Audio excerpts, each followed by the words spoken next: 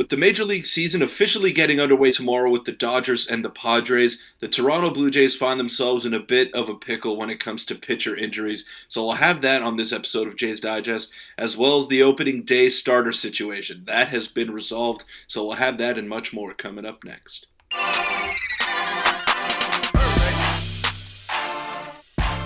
What's up, Jays fans? I'm your host, Peter Vryonis, alongside host Nick Gosse. Now, don't mean to alarm you. The Blue Jays season doesn't start tomorrow, but the Dodgers and the Padres are going to kick off their Korean series tomorrow at 6 a.m. So for those baseball fans out there, make sure to get up bright and early and catch that.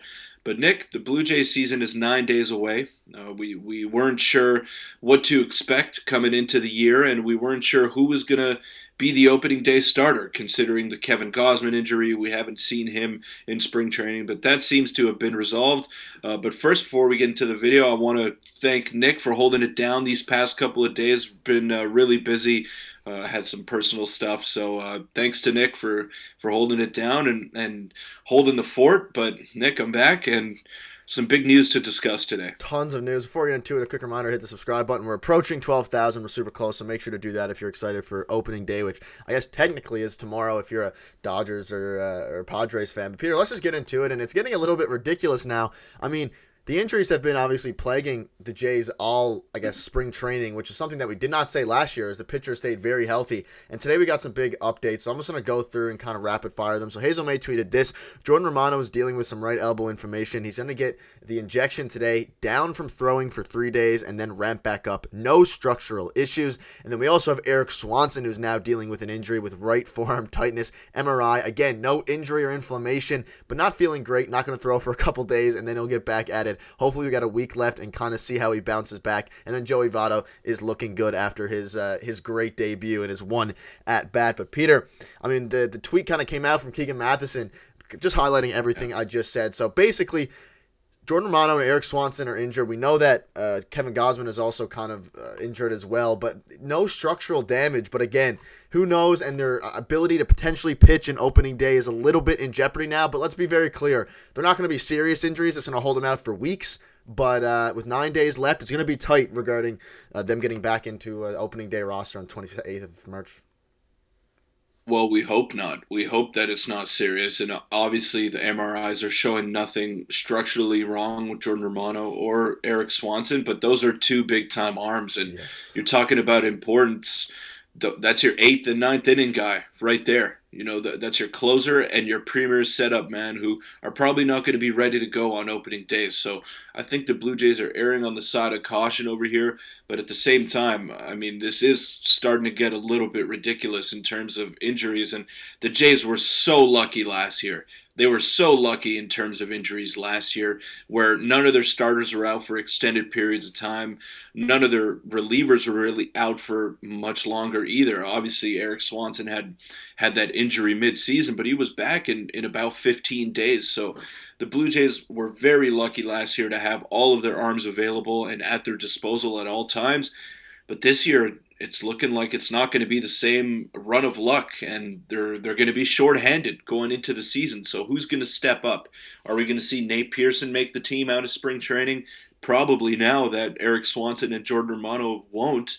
And I mean, Bowden Francis, we know that he's going to be in the rotation, but he's probably going to have to be your fourth starter right now. So who's going to step in and be your fifth? Like, there's a lot of question marks now that the season is 9 days away for this Blue Jay team, and I don't know if they have that kind of depth. They have the depth when it comes to pitching, but do they have that much depth to just sustain and stay the course with all these injuries here? That's going to be a big question. Yeah, I mean, look at Romano throughout his career. He's been very, very durable since coming, and really since kind of solidifying himself in 2021. But, I mean, that's the question now, who's going to step up? And again, hopefully, when we don't know, the latest update seems no serious injuries, but they probably won't be ready for opening day in the bullpen, especially Eric Swanson. Jordan Romano might be, but again, we don't really know because a lot of these guys, I don't know. It's getting a little bit worrisome, but they do have, obviously, Peter. They don't have Jordan Hicks anymore. He is no longer with the team. He signed with the San Francisco Giants, which is, I guess, unfortunate for the Jays now. But I mean, their closer is Jordan Romano, and their setup guy is Eric Swanson. And I don't know what they're gonna. Obviously, have Jimmy Garcia, Nate Pearson might make the team, but what this does, at least for 9 days from now, assuming these guys aren't ready, I assume maybe one of them might be good, or maybe they end up both getting ready, but they're going to have to make some moves accordingly. And maybe Nate Pearson and some other guys are going to have to step up. And I mean, that's the good thing is we have one of the deepest bullpens in baseball. Yes, it won't be sustainable. And the worst part is that we have the Jays that is, it's a pretty rough schedule to start the season, a pretty difficult one, especially starting in the Trop against Tampa Bay. You're going to need every win you can get on that 10-game road trip before they go into the renovated Rogers Center. And hopefully, at least by the end of the Tampa series, both of these guys will be good, and I think that's where we're looking at, but we have to prepare for one of them not being ready, and I'm sure internally they're having debates now on who they could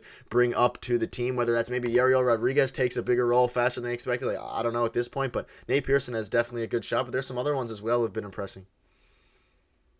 We've seen the Blue Jays miss the playoffs by one game in 2021. We've seen them make the playoffs by one game last year in 2023. So even though it's the early portion of the season, and even though these aren't make it or break it games, when you look at your schedule at the end of the year and you have that one run loss in which you had to bring in a rookie pitcher, or you had to bring in someone who is not as experienced as your premier back end arms, then you look at that and you dwell on it and you wonder what could have been different. And yeah, maybe they'll be back after the Tampa series, but the Jays and the Rays tend to play some really close ball games.